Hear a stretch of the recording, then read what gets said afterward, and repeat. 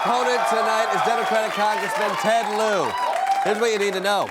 He represents the state of California in Congress. Meanwhile, California represents the state of moral decay in our country. He's a member of the Democratic caucus, where he serves as an assistant whip. I'll ask him for Adam Schiff's safe word. He's a colonel in the U.S. Air Force Reserve, but he won't trick me with any sexy volleyball montages. Congressman Ted Lieu, everybody.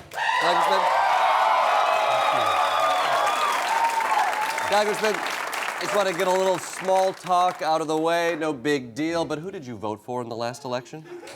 I voted for myself. You did? Who did you vote for? I'm not going to answer that question. I find that inappropriate. You have given our president a pretty hard time. Have you given him a fair chance? I have. I didn't set out to run for Congress to resist the president. I served active duty in the Air Force. I believe America is an amazing country. So after last November's elections, I actually wrote a memo that said, hey, Donald Trump won the Electoral College. One of the great things about America is our peaceful transfer of power. We should give him a chance to govern. About 2 months later, I concluded I was wrong. Did you release that memo? I made it public. You made the memo public? I did, yes. Well, and I read the underlying information as well. You did your research? I did. That's your first mistake. You're on the House Judiciary Committee. Have you read the memo? I have not, but it doesn't mean I can't talk about it. Great. For the same reason that Chairman Nunes wrote the memo without reading the underlying information. Well, it's not about what you know or what you read. It's about what you understand and who you want to convince. There's only 3 things you need to know about this memo. Great. First of all, Democrats have a better super secret memo than Republicans. Second... It's a follow-up. It's a sequel. Nobody likes the sequels. You think anybody liked Godfather 2? So second, their hyper-partisan GOP memo was written based on the chairman not actually reading the underlying information. And third, there are 2 organizations that have read the underlying information, the Senate Intel Committee and the Department of Justice. And Chairman Nunes won't give them the memo because he's scared they're going to tell him he's wrong. Well, why are you so scared of this memo? Are you in this memo? I'm not scared of this memo. I just think the Democrats have a better one. Do you think it's going to come out? It doesn't really matter because it's a stupid memo.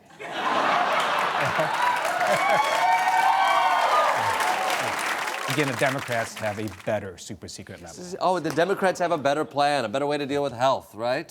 We do have a better deal. Yeah, you didn't have a better path to the White House, I'll tell you that much.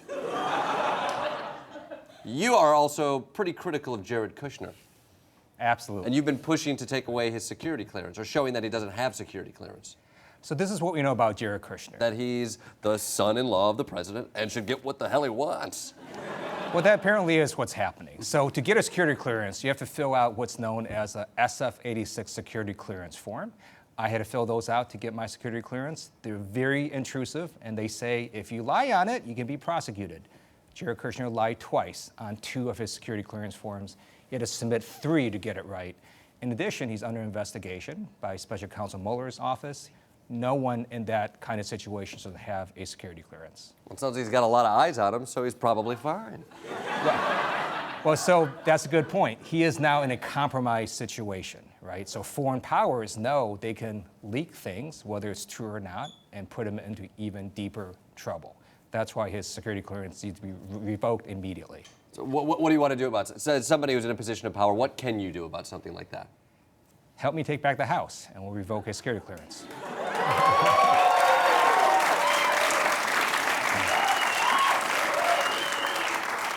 You are on your own here, let me tell you. Do you have a plan? How are the Democrats going to take back the House? Give me your plan and maybe I'll help you. And by that, I mean thwart you. But listen to the first part. We have a better deal on the economy. This GOP tax scam was really a bad deal for the middle-class families. 83% of all the benefits are eventually going to go to the top 1% of America. Many middle-class families are going to end up getting the short end of the stick. And when you look at all their activism out there, these amazing women's marches, you see huge amounts of voter behavior shift. And we just flipped a rural state Senate seat in Wisconsin. All their activism and energy is on part of the Democrats. Now, the doomsday clock just clicked one more click closer to midnight. Yeehaw, I guess. You've been pretty adamant. You've tried to propose and take away Donald Trump's ability to launch a first strike attack. Don't you think now would be the time to give him that option? Not at all. No? We're getting this much closer to doomsday. Give that guy the keys to the car. So this is something I think most people find interesting. How do you launch a nuclear weapon in America? President wakes up one morning and says, hey, I'm angry, I want to go nuke some country. Secretary of Defense has to execute that order. The order goes down through a military chain of command, and missiles launch. It is that easy. Congress is not involved, the judiciary is not involved. There's no way the framers of the Constitution would have let a small amount of people destroy the entire world without additional checks and balances. Well, I think it's good that it's easy for Donald Trump. I mean, you make it too hard, that guy's not going to be able to do anything with it. So we'll try and make it harder. So my legislation with Senator Ed Markey is bipartisan and says before the president can launch a nuclear first strike, he first has to get the approval of Congress. And Congress has to agree on that. Absolutely.